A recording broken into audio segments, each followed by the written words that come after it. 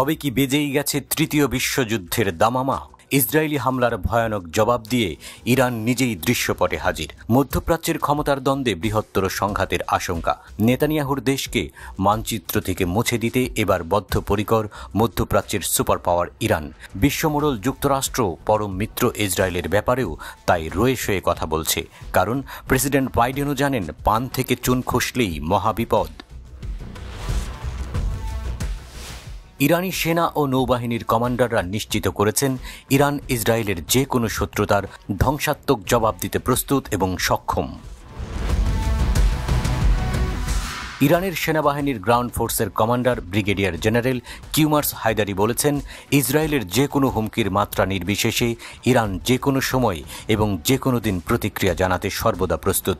তিনি নেতানিয়াহু প্রশাসনকে হুঁশিয়ার করে দিয়ে বলেছেন যে কোনো আক্রমণের জন্য ইরানের প্রতিক্রিয়া 14 এপ্রিলের মতোই নিষ্পত্তিমূলক এবং শক্তিশালী হবে। ইরান এ প্রতিক্রিয়ার মাধ্যমেই তার জনগণকে রক্ষা করবে এবং তাদের মর্যাদা ও সার্বভৌমত্ব রক্ষা করবে। বছরের পর বছর ধরে শক্তি সঞ্চয় করেছে ইরানের সশস্ত্র বাহিনী, যে কোনো পরাশক্তির সাথে টক্কর দিতে সক্ষম IRGC।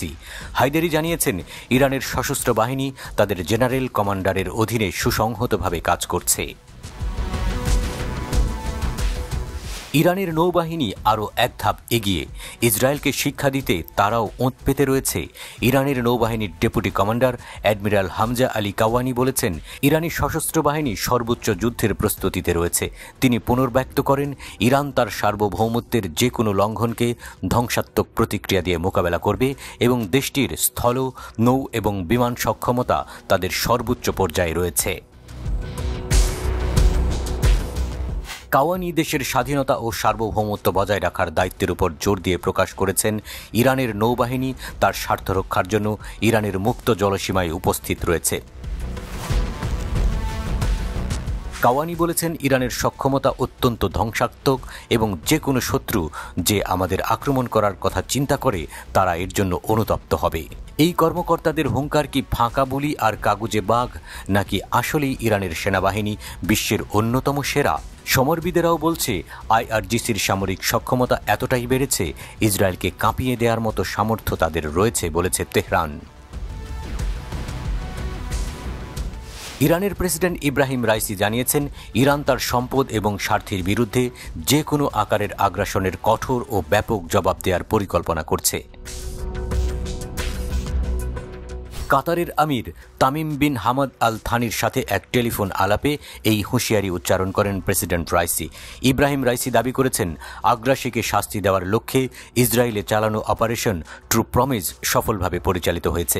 তিনি বলেছেন, আমরা দৃঢ়ভাবে ঘোষণা করছি যে ইরানের স্বার্থের বিরুদ্ধে ক্ষুদ্রতম পদক্ষেপ অবশ্যই বেদনাদায়ক প্রতিক্রিয়ার মুখোমুখি হবে। ইরানের পার্লামেন্টে নিরাপত্তা ও বৈদেশিক নীতি কমিটির মুখপাত্র আবু আল ফাদল আমুই আল মায়াদিনকে এক সাক্ষাৎকারে বলেছেন, ইরান যে কোনো ইসরায়েলি হামলার মোকাবেলা করতে প্রস্তুত এবং পাল্টা জবাব দেবে। ইরানের শীর্ষ কর্মকর্তারা ইসরায়েলের প্রতিশোধমূলক পদক্ষেপের সম্ভাবনা এবং আরও উস্কানি দেওয়ার প্রবণতা সম্পর্কে সচেতন। তেহরান হুঙ্কার দিয়েছে, তাদের কাছে এমন কিছু অস্ত্র রয়েছে যা দিয়ে ইসরায়েলে আরও নির্ভুলভাবে আঘাত হানা যাবে।